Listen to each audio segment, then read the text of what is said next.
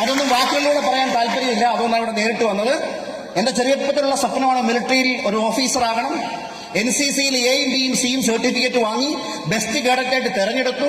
കോളേജിൽ അറിയപ്പെട്ട ഒരു വ്യക്തിയായി മിലിറ്ററിയിൽ ഓഫീസറായി പോയ ആൾക്കാരൊക്കെ വന്ന് ട്രെയിനിങ് തന്നു. എനിക്ക് ഉറപ്പായിട്ടും ജോലി കിട്ടും SSBയിലൂടെ എന്ന് പറഞ്ഞിരിക്കുമ്പോൾ നിലച്ചിരിക്കാതെ ഒരു ദിവസമുണ്ടായ ഒരു അപകടം. എന്റെ 2 കൈക്ക് മേജർ സർജറി ചെയ്യേണ്ടി വന്നു. 2 വർഷത്തോളം കൈയില്ലാതെ ഞാൻ ജീവിച്ചിട്ടുണ്ട്. ആ സമയത്ത് എന്റെ വീട്ടിൽ എന്റെ ഫാദറിന്റെ ബിസിനസ് നഷ്ടത്തിൽ പോവുകയും എന്നെ ചികിത്സിക്കാൻ പൈസയില്ലാതെ കഷ്ടപ്പെടുന്നത് ഞാൻ കണ്ടിട്ടുണ്ട്. എന്റെ സഹോദരിയുടെ വിവാഹം തീരുമാനിച്ചിട്ട് നടക്കാതെ പോയ സന്ദർഭങ്ങളിൽ വീട്ടിലുണ്ടായ ടെൻഷൻ എത്രമാത്രം വലുതാണെന്ന് ഞാൻ അറിഞ്ഞിട്ടുണ്ട്. എന്റെ സഹോദരൻ പഠിക്കാൻ മിടുക്കനായിരുന്നിട്ടും പഠിത്തം നിർത്തേണ്ടി വന്നൊരു സാഹചര്യം ഞാൻ കണ്ടിട്ടുണ്ട്. എനിക്ക് ചികിത്സിക്കാൻ പൈസയില്ലാതെ പല സ്ഥലങ്ങളിലും ഞാൻ ഡിസ്കൗണ്ടിന് വേണ്ടി അന്വേഷിച്ച് നടന്നിട്ടുണ്ട്. ഈ സമയത്തൊന്നും നമുക്ക് വേണ്ടപ്പെട്ടവരൊന്നും പലപ്പോഴും കാണാറില്ല. ഇനി അവരൊന്നും സഹായിച്ചിട്ടില്ലെങ്കിലും ആ സമയത്ത് അവർ പറയാൻ ചില വാക്കുകൾ നമ്മുടെ ഹൃദയത്തിൽ ഭയങ്കരമായി നോവിക്കപ്പെടും. അങ്ങനെയുള്ള പല സന്ദർഭങ്ങളിലും ഒരിക്കലും പൈസ ഇല്ലാത്തവരായി ജീവിക്കരുത്, പൈസ ഇല്ലാത്തവരായി മരിക്കരുത്. നാളെ എന്റെ കുടുംബത്തിൽ എന്തൊരു സിറ്റുവേഷൻ വന്നാൽ പൈസ ഉണ്ടായേ പറ്റൂ എന്നൊരു തീരുമാനം കൊണ്ട് എന്നും നമസ്കരിച്ച് പ്രാർത്ഥിക്കാറുണ്ടായിരുന്നു, ഒരു നല്ല അവസരം തരണേ എന്ന് കുടുംബത്തോടൊപ്പം. അങ്ങനെ ദൈവം തന്ന ഒരു വലിയ അവസരമാണ് ഡയറക്ട് സെല്ലിംഗ് അല്ലെങ്കിൽ മൈ ലൈഫ് സ്റ്റൈൽ ബിസിനസ്. ഞാൻ നല്ല ഹെൽത്തിയായ ഒരു വ്യക്തിയായിരുന്നു. ഈ ഫോട്ടോയിലൊക്കെ കണ്ടോ? ഇത് സ്റ്റുഡിയോക്കാർ ചിരിക്കാൻ പറഞ്ഞപ്പോ ചിരിച്ചതാ. 5 പ്രാവശ്യം പറഞ്ഞു. 5ാമത്തെ പ്രാവശ്യം ഞാനങ്ങ് ചിരിച്ചു. അപ്പൊ അവര് പറഞ്ഞ നേരത്തെ കണ്ട പേടിച്ചു പറഞ്ഞു. ഇതിനകത്ത് പിന്നെ കുഴപ്പമില്ല. വീട്ടിൽ കൊണ്ടുവന്നപ്പോ എന്റെ ഈ ഫോട്ടോ കാണിച്ചപ്പം എന്റെ ഉമ്മ എന്നോട് പറഞ്ഞാണ്, അത് ഈ സ്റ്റുഡിയോയിൽ പോയി ഫോട്ടോ എടുക്കുമ്പോഴെങ്കിലും ഒന്ന് ചിരിക്കും. ചിരിക്കാനുള്ള സിറ്റുവേഷൻ വീട്ടിലില്ല. ഇതാണ് സാഹചര്യം. പട്ടിണി പോലും വരുമോ എന്ന് പേടിച്ചു നിൽക്കുന്ന സമയം. ഈ സമയത്താണ് ഡയറക്ട് സെല്ലിംഗ് ബിസിനസ്സിലേക്ക് വരുന്നത്. ഇടുക്കി പൊളിഞ്ഞ് വീടായ ഒരു പഴയ വീട് മാറ്റണമെന്ന് ആഗ്രഹമുണ്ട്. നാട്ടുകളിലും ബന്ധുക്കാർക്കൊക്കെ പൈസ ഉണ്ടെങ്കിലും ആരെങ്കിലും വന്ന് വീട് വെച്ച് തരുമോ? ഇല്ലല്ലോ.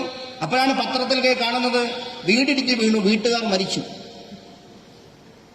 വീടിന്റെ മുകളിൽ മരം ഒടിഞ്ഞു വീണു, വീട്ടിലുള്ള 2 പേർ മരണപ്പെട്ടു. ഇതൊക്കെ ഒന്നും വായിക്കുമ്പോൾ ചങ്ക് കിടുന്നു. അവസാനം വീട്ടിൽ പത്രം വരുത്താതായി. പത്രം വരുത്തിയില്ലെങ്കിലും എന്താ, മരം ഇടിഞ്ഞ് വീഴത്തില്ല. ഇത് കാണണ്ടല്ലോ എന്നുള്ള ഇതുകൊണ്ടാണ്. വീട്ടില് മഴയൊക്കെ പെയ്യുമ്പോ എന്റെ അമ്മ ഞങ്ങൾ മക്കൾ ചെറുതായിരുന്ന സമയത്ത് ഒരു കോർണറിലേക്ക് വിളിച്ചുകൊണ്ട് പോകും. ഈ ഓടൊന്നും പറഞ്ഞ് തല വീണ തട്ടിപ്പോകും. ഇതൊക്കെ മാറ്റി ഒരു ചെറിയ വീട് വെക്കണമെന്ന് ആഗ്രഹമുണ്ട്, പക്ഷെ സാധിക്കുന്നില്ല. ഡയറക്ട് സെല്ലിങ്ങിലൂടെയാണ് മാറ്റം വന്നത്. ഈ ബിസിനസ്സിലൂടെ കിട്ടാൻ സാധ്യതയുള്ള വരുമാനത്തിന്റെ വേഗതയും അതുപോലെ തന്നെ പാസീവ് ഇൻകം എന്നെ പ്രചോദിപ്പിച്ചു. ആദ്യം വീട് വെക്കാനുള്ള സമയമൊന്നുമില്ലായിരുന്നു. സഹോദരൻ വിവാഹം നടത്തണം, ഒരു റെന്റൽ വീട്ടിലേക്ക് മാറി. അവിടെ വെച്ച് സഹോദരന്റെ വിവാഹം നടത്തി. ആ സമയത്ത് ഞാൻ ഒരുപാട് ചിന്തിച്ചിട്ടുണ്ട്, കല്യാണത്തിന് അവളെ പറഞ്ഞ് അയക്കുമ്പോൾ ഒരു കാറ് വേണം, ടാക്സി വിളിക്കണം. ദൈവാനുഗ്രഹം, വിശ്വാസത്തോടുകൂടി പ്രവർത്തിക്കുന്നവന് ആഗ്രഹിച്ചതിന്റെ പല ഇരട്ടി കൊടുക്കുമെന്നാണ് പറയുന്നത്. അങ്ങനെ കല്യാണത്തിന് മുമ്പ് എന്റെ വീട്ടിൽ പുതിയ കാറ് വന്നു. 24ാമത്തെ വയസ്സിൽ എന്റെയും കല്യാണം കഴിഞ്ഞു. ആ സമയത്ത് എനിക്ക് 25,000 സ്ക്വയർ ഫീറ്റ് മേലെയുള്ള ഒരു നല്ല വീടുണ്ട്. പണ്ട് ഞങ്ങളൊക്കെ ഈ വീടിന്റെ മുമ്പിൽ വന്നിങ്ങനെ പറയുന്നത്, എന്നോ വലിയ വീടോടെ വന്നു. കോട്ടയംകാരുടെ ഭാഷ, എന്നാ വലിയ വീടാണ്, ഇതിന്റെയൊക്കെ വലിയ ആവശ്യമുണ്ടോ? പക്ഷെ ദൈവാനുഗ്രഹം കൊണ്ട് ഞങ്ങളൊരു വീട് എനിക്ക് വാങ്ങാനായിട്ട് സാധിച്ചു. ഇതൊക്കെ ഡയറക്ട് സെല്ലിംഗിന്റെ അച്ചീവ്മെന്റ് ആണ്. ഇങ്ങനെ ഓരോന്നും ഞാൻ പിന്നീട് 2008 മുതൽ കാക്കനാടുള്ള ഒരു വില്ലയിലാണ് താമസിക്കുന്നത്. ഡൽഹിയിൽ വർക്ക് ചെയ്യുമ്പോൾ DLFൽ ഫ്ലാറ്റ് വേണമെന്ന് ആഗ്രഹമുണ്ട്. പോയി വില ചോദിച്ചപ്പോൾ 2 കോടി. മലയാളി ആയതുകൊണ്ട് 2 കോടി കൊടുത്തുള്ള വീടും നമുക്ക് വേണ്ടെന്ന്. അവർ കൊച്ചിയിൽ ലോഞ്ച് ചെയ്തപ്പോൾ അവിടെ പോയി ഞാൻ ഒന്നിച്ച് 4 ഫ്ലാറ്റ് ഒരുമിച്ച് വാങ്ങി. ആ സമയത്താണ് എന്റെ ഫാദറിന് ഒരു അസുഖം ഡിറ്റക്ട് ചെയ്തത്. ഹയർ ഫ്ലോറിലേക്ക് പോകാൻ പറ്റുന്നില്ല. അങ്ങനെയാണെങ്കിൽ കുറച്ചുകൂടെ വലിയൊരു വീട് വേണമെന്ന് തോന്നി. അതിന്റെ ഫോട്ടോ കണ്ടു, ഇഷ്ടപ്പെട്ടു, പിന്നെ സ്വന്തമായി. അങ്ങനെ അതിശക്തമായ ടാർഗറ്റുകൾ വെച്ച് മുന്നോട്ട് പോകുന്നു.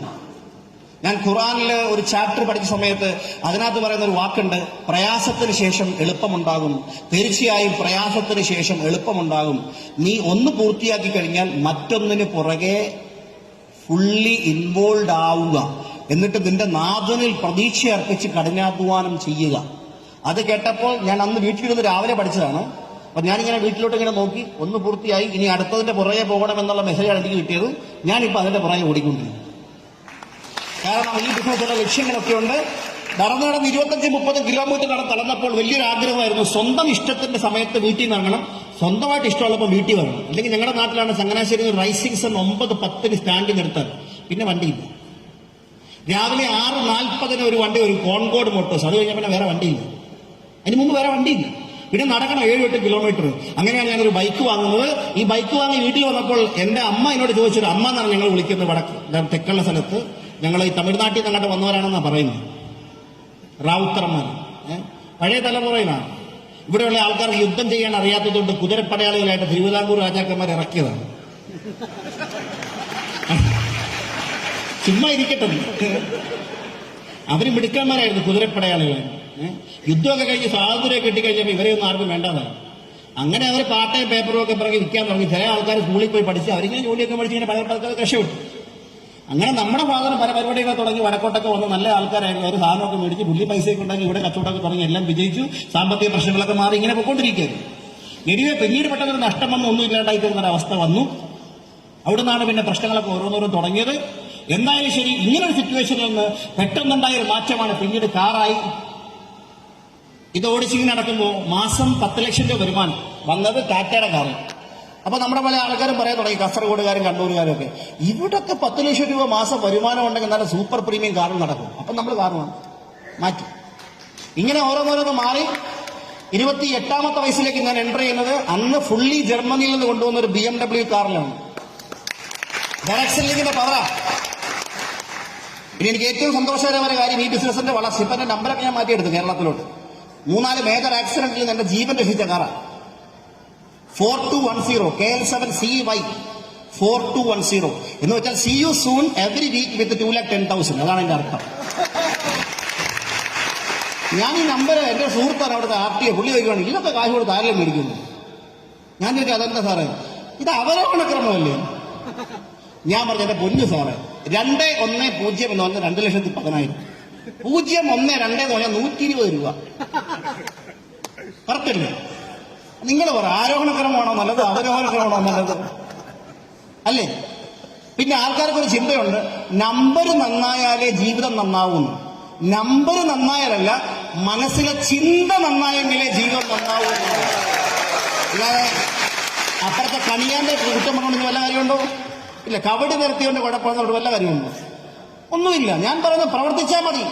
ഈ ബിസിനസ്സിന് വേണ്ടി ഗൾഫിൽ പോയി ബിസിനസ് ചെയ്യണമെന്ന് വലിയ ആഗ്രഹമായിരുന്നു. അങ്ങനെ പോയി കഷ്ടപ്പെട്ട് ലൈസൻസ് എടുത്തതിന്റെ അന്ന് സൂപ്പർ മാർക്കറ്റിൽ പോവാന്ന് പറഞ്ഞ് ഭാര്യയും മക്കളെ വിളിച്ചോട്ട് പോയതാണ്. നേരെ പോയി കയറിയത് ഫൽഫുഡ് ടൈം ഷോറൂമിലാണ്. അപ്പൊ എന്റെ ഇളയ മോളാണ്, ഭയങ്കര തമാശക്കാരിയാണ്. പുള്ളിക്കാരി പറയാണ്, ഇപ്പൊ ഇവിടെ പലചരക്ക് സാധനം വിൽക്കാൻ തുടങ്ങി. ഞാൻ പറഞ്ഞു, മോളെ ലൈസൻസ് കിട്ടി, കാറ് വാങ്ങാൻ വന്നതാണ്. അപ്പൊ ഇങ്ങനെ എല്ലായിടത്തും ഒക്കെ നോക്കിയിട്ട് എന്റെ വൈഫ് ചോദിക്കുക, ഒരു ഫോർച്യൂണർ വാങ്ങിച്ചാലോ? അത് ആളുടെ പഴയ കാലത്തുള്ള ഇഷ്ടമാണ്. ഞാൻ നേരെ ചെന്നു ഈ കാറിന് വില പറഞ്ഞു. വില പറഞ്ഞവിടെ എഴുതി വെച്ചിട്ടുണ്ട്, വില എത്രയും ചോദിച്ചു. വേണോന്ന് പറഞ്ഞു. അവരടുത്ത ചോദ്യമാണ്, നിങ്ങൾ എത്ര നാൾ ഇവിടെ വന്നിട്ട്? ഞാൻ പറഞ്ഞു 6 മാസം. ലൈസൻസ് എന്നാ കിട്ടിയത്? ഇന്നിപ്പോ കിട്ടിയതേ ഉള്ളൂ. അപ്പൊ ലോൺ എങ്ങനെയാണ്? നമ്മൾ ലോൺ വേണ്ട. ലോൺ ഇല്ലാതെ കാർ എങ്ങനെ വാങ്ങും? ഞാൻ പറഞ്ഞു, മൈ ലൈഫ് സ്റ്റൈലിലെ ഡയമണ്ട് എക്സിക്യൂട്ടീവാണ്. പുള്ളിക്കൊന്നും മനസ്സിലായില്ല. അത് കഴിഞ്ഞാൽ അടുത്ത ചോദ്യം, പൈസ കൊണ്ടുവന്നിട്ടുണ്ടോ? ഞാൻ പോക്കറ്റിലോട്ട് കഴിഞ്ഞിട്ട് ഒരു പേപ്പർ ഇങ്ങനെ, ചെക്കാണ്. അടുത്ത ചോദ്യം, ഈ ചെക്കിട്ട മാറും? ഞാൻ മലയാളം അവിടെ നിന്ന് ഇട്ട് നോക്കാൻ പറഞ്ഞു, അല്ല ഇപ്പൊ എന്ത് ചെയ്യാൻ പറ്റൂല്ലേ? അൽഫുട്ടൈം എന്നുള്ള ഷെയ്ഖ് ഫാമിലിപ്പെട്ടവരായിട്ട് അവരോട് അവിടെ ഇരിക്കാൻ പറഞ്ഞു. അകത്തോട്ട് വരും. 1/2 മണിക്കൂർ വീട്ടിൽ വന്നു. 1/2 മണിക്കൂർ വന്നപ്പോൾ വീണ്ടും വന്ന് പറഞ്ഞപ്പോൾ 0 ബൾബ് മാറി 100 വോൾട്ടിന്റെ ബൾബായെന്ന് പറഞ്ഞാല് അകത്തിരുന്ന പറഞ്ഞു, ഇവനൊക്കെ ഫോർച്യൂൺ കൊടുക്കാൻ നിന്നെ തല്ലണം, ലെക്സസ് വല്ലതും കൊടുക്കണമെന്ന്. ഞാൻ തൊട്ടപ്പുറത്തെ ഷോറൂം ഉണ്ടത് വഴിതെറ്റിച്ച് ഇപ്പുറത്തോടെയാണ് ഞാൻ വന്ന് കയറിയത്. ലെക്സസ് അങ്ങനെ പെട്ടാൽ നമ്മൾ പെട്ടു. ഇനിവേ ഞാൻ പറയുന്നത്, ഒരു മോട്ടോർ സൈക്കിൾ പോലും വാങ്ങാൻ പറ്റാത്ത ഒരാളുടെ ജീവിതത്തിലെ മാറ്റമാണ് ഞാൻ പറയുന്നത്. ഇവിടുന്ന് ആ സിറ്റുവേഷൻസ് ഒക്കെ മാറി.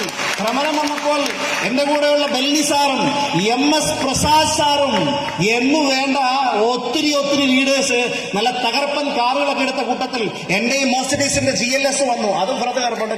210 അവരോഹണ ക്രമമാണ്. ഇങ്ങോട്ട് വന്നപ്പോൾ പ്രിയേഷ് സാറിനോട് പറഞ്ഞോളൂ, സാർ നമുക്ക് എല്ലാ വണ്ടിയും 210 എടുത്താലോ? സുബീഷും പറഞ്ഞു, അല്ലേ 210 വണ്ടി എടുത്താൽ നല്ലതല്ലേ? എടുക്കാൻ നമ്മൾ റെഡിയാണ്. നമ്മളിപ്പോ മെർസിഡീസ് ബെൻസും ഒക്കെ ആയിട്ട് സംസാരിച്ചുകൊണ്ടിരിക്കുകയാണ്. മെർസിഡീസ് ബെൻസിന്റെ ലോകത്തിൽ ഏറ്റവും കൂടുതൽ കാറുകൾ ഒന്നിച്ച് നടക്കുന്ന ഒരു ഡെലിവറി ഫംഗ്ഷൻ ആയിട്ട് ഇവോൾവിനെ മാറ്റണമെന്നുള്ള ആഗ്രഹത്തിൽ നമ്മൾ എനിക്കൊരു ചെറിയ ബിസിനസ് ബുദ്ധി അതിനകത്തുണ്ട്. ഞാൻ കണക്കൂട്ടി വെക്കുമ്പോൾ കാശ് കയ്യിൽ നിന്ന് പോകുന്ന അവസ്ഥയാണ്. അങ്ങനെ വന്നപ്പോൾ ബെൻസിനോട്ടൊരു 19 ലക്ഷം രൂപ തരാൻ പറഞ്ഞാൽ അവരങ്ങനെ തന്നാലോ? സ്പോൺസറിങ്. എനിക്ക് അങ്ങനെയാണെങ്കിൽ നമുക്ക് പരിപാടി കെങ്കേമാക്ക ഇത്രയും കോടി രൂപയുടെ വണ്ടി വിൽക്കുമ്പോൾ പിന്നെ തന്നുകൂടി. നമ്മൾ ഫ്രീ ആയിട്ട് പരസ്യം കൊടുക്കുമല്ലേ? അപ്പൊ അവർ ലോകം മുഴുവൻ സംപ്രേഷണം ചെയ്താലോ, എങ്ങാനും ബിരിയാണി കിട്ടിയാലോ അല്ലേ എന്നുള്ളൊരു ചിന്ത. എനിവേ, ഈ ഫോട്ടോ എടുത്ത സമയത്ത് എന്റെ വൈഫ് പറഞ്ഞു ഞാനും കൂടെ വന്നോട്ടെ. ഞാൻ പറഞ്ഞു നീ അങ്ങനെ വരണ്ട, ഒരെണ്ണം ഞാൻ ഒറ്റയ്ക്ക് എടുത്തോട്ടെ. കാരണം ഞങ്ങളുടെ കമ്പനിയുടെ slogan it's my life it's my style എന്നാണ്. അത് കഴിഞ്ഞാൽ ഇച്ചിരി സ്റ്റൈല് കുറച്ചുകൂടെ അപ്പൊ ഞാൻ കണ്ണാടി എടുത്ത് വാങ്ങിച്ചു, ഈ സ്റ്റൈലൂടെ കൂട്ടിക്കോട്ടെ എന്ന് പറഞ്ഞു. എനിവേ, എനിക്ക് വളരെയധികം സന്തോഷമുണ്ട്, ദൈവത്തിന് അങ്ങേയറ്റം നന്ദി പറയുന്നു. ഒരു ബൈക്ക് പോലും സ്വപ്നം കാണാൻ കഴിയാത്ത സിറ്റുവേഷനിൽ നിന്ന് ഇന്ത്യൻ ഡയറക്ട് സെല്ലിംഗ് ഇൻഡസ്ട്രിയിലെ ആദ്യത്തെ മോട്ടോർ ഹോം മെർസിഡീസ് ബെൻസിന്റെ ബസ് ഇറക്കാൻ പറ്റും. കിടന്നുള്ള സ്വപ്നമായിരുന്നു. ഇതൊക്കെയാണ് എന്റെ അവസ്ഥ.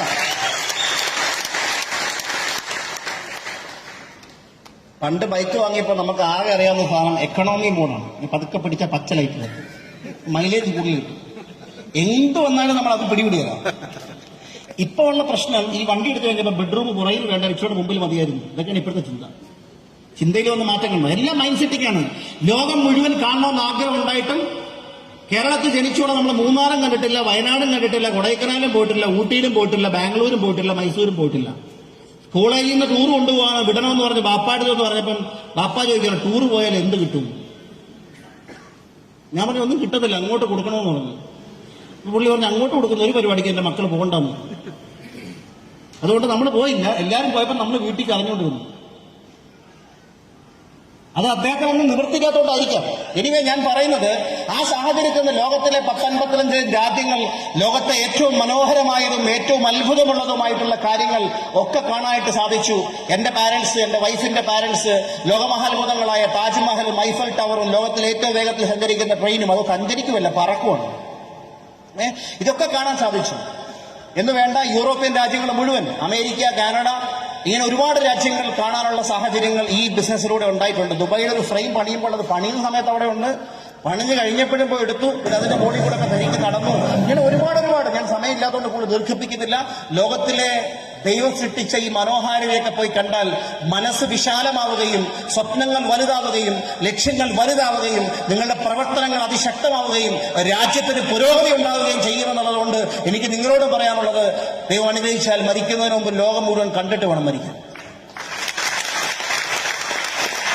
ഈയിടെ പറഞ്ഞ പോലെ ഒരു സുഹൃത്ത് പറയാം ഡൽഹിയിൽ നിന്ന്, സാറേ യൂട്യൂബിൽ കണ്ടാ പോരെന്ന്. ഞാൻ പറഞ്ഞു രാവിലെ എഴുന്നേക്കട്ടെ, ചപ്പാത്തി പരിപ്പ് എന്ന് പേപ്പറിൽ എഴുതി ഞാൻ കഴിച്ചോളാൻ പറഞ്ഞു.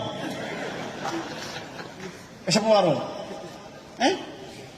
മാറുമോ? ഇല്ല. ലഡു എന്നെഴുതി പേപ്പർ എടുത്തിട്ട് മധുരമില്ലെന്ന് പറഞ്ഞിട്ട് വല്ല കാര്യമുണ്ടോ? ഒന്നുമില്ലല്ലോ. അപ്പൊ എന്തായാലും ശരി, ഇവിടെയൊക്കെ ആൾക്കാർ ചൂടുകൊണ്ട് പൊളയുമ്പോൾ ഞങ്ങള് സ്വിറ്റ്സർലൻഡിലെ പർവ്വത നിരകളിൽ നാട്ടുകാർ കണ്ട അർമാദിക്കാന്ന് പറയും, ഞങ്ങൾ സന്തോഷിക്കുക.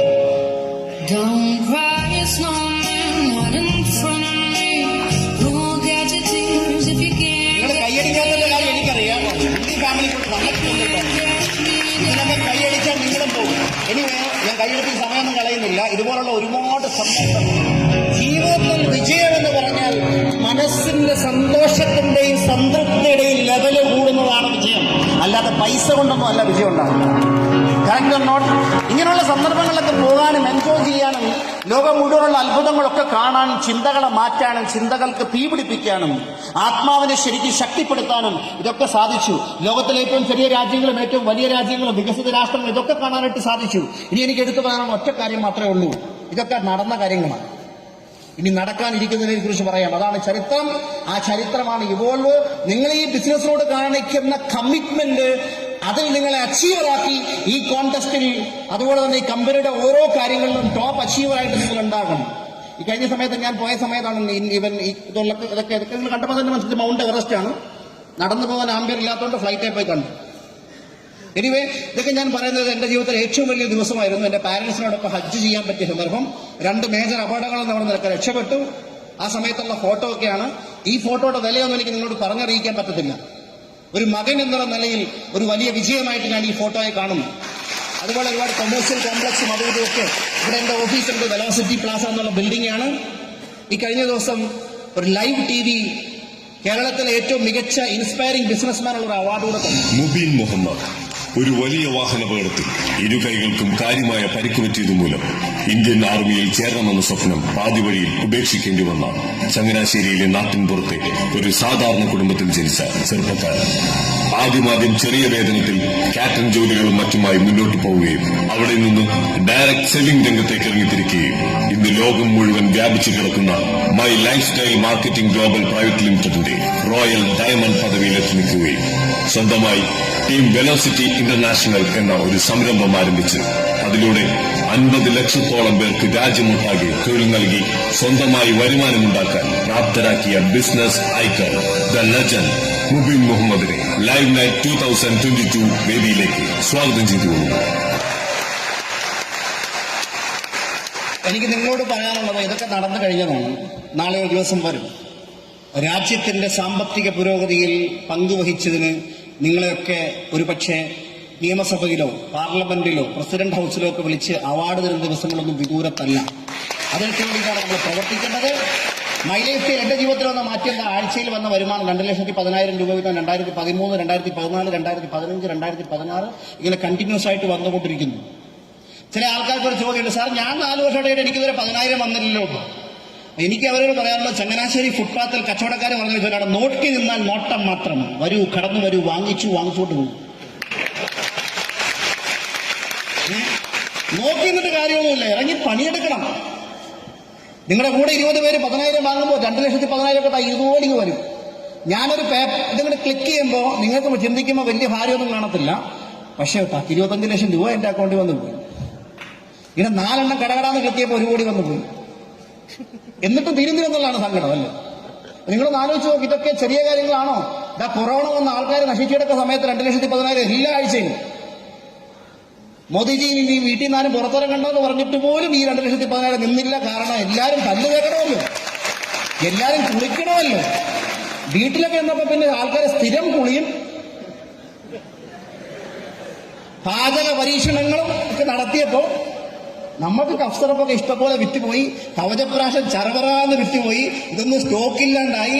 ഞങ്ങളുടെ DB അനന്തനാരായണ ഭയങ്കര പുലിയാണ്. പുള്ളി ആ സമയത്ത് ആയുശ്വാസ് മൂക്കിൽ മണപ്പിക്കാനുള്ള വേറൊരു റോളാണ്. ഇതൊക്കെ എത്ര കോടി രൂപ ടേൺ ഓവർ നടക്കുന്നറിയാവോ? ഇതൊക്കെ രാജ്യത്തിന്റെ ആരോഗ്യ മേഖലയ്ക്ക് കൊടുത്ത ഒരു വലിയ കോൺട്രിബ്യൂഷൻ പരിഗണിച്ചിട്ടാണ് മൈ ലൈഫ് സ്റ്റൈലിന്റെ എലമെന്റ്സ് ബ്രാൻഡിന് ഏറ്റവും നല്ല വെൽനസ് ബ്രാൻഡ് അവാർഡ് കൊടുക്കുന്നത്. ഒരു ഐഡിയ ആഴ്ചയിൽ മാത്രമല്ല, 2 ലക്കിൽ പോയാൽ ആഴ്ചയിൽ കിട്ടും. ഇനി അതിനേക്കാൾ കൂടുതൽ കപ്പാസിറ്റി ഉള്ള 4 ലക്കിൽ പോയാൽ മാസത്തിലൂടെ കിട്ടും. അങ്ങനെ മാസത്തിലൂടെ വന്ന വരുമാനം ചെറിയ വരുമാനമാണ് ആദ്യം വന്നുകൊണ്ടിരുന്നത്. പിന്നെ 16, 17, 30, 35, 36 ഒക്കെ ആയി മാറി. ഇത് 100% ലീഗൽ ബിസിനസ്. അതുകൊണ്ടാണ് നമ്മളോട് ഇങ്ങനെ പറയുന്നത്. എനിക്ക് ഏറ്റവും സന്തോഷകരമായ ഒരു കാര്യം, ഞങ്ങളുടെ നാട്ടിലെ ഏറ്റവും കൂടുതൽ ടാക്സ് കൊടുക്കുന്ന ഒരു സാധാരണക്കാരനായി മാറാൻ എനിക്ക് സാധിച്ചു എന്നുള്ളതാണ്. ഇത് my lifestyle Mubeen Muhammad ഒരു ക്വാർട്ടറിൽ വന്ന വരുമാനമാണ്. 1,35 ലക്ഷം, 1,39 ലക്ഷം, 1,47 ലക്ഷം, 1,70 ലക്ഷം. അടുത്തൊരു സ്ലൈഡ് ഭയങ്കര സങ്കടകരമായി ഞാൻ കാണിക്കുകയാണ്. 1,99 ലക്ഷം. കൈലാസിയെ ഞാൻ വിളിച്ചിട്ട്, എന്റെ പൊന്നു സാറേ ഇച്ചികൂട്ടൊന്ന് 2 കൂടെ തയ്ക്കാൻ വയ്യായിരുന്നോ? പുള്ളി പറഞ്ഞു, ഞങ്ങളുടെ സിസ്റ്റം ഭയങ്കര സിസ്റ്റമാണ്, ഇത്രേ തരത്തുള്ളൂ. ഒന്ന് നോക്ക്. ഇതൊരു അനുഭവം പറയുന്നത്, കഴിഞ്ഞ 3 വർഷം മുമ്പ് ഒരു ക്വാർട്ടറിൽ കിട്ടിയത് അടുത്ത 3 വർഷം കഴിയുമ്പോൾ ഒരു മാസത്തിൽ വരും. ഇതാണ് നമ്മൾ നയിക്കുന്നത്. ഇത് ഫോം 26A എന്ന് പറഞ്ഞ ഒരു ഇതാണ്.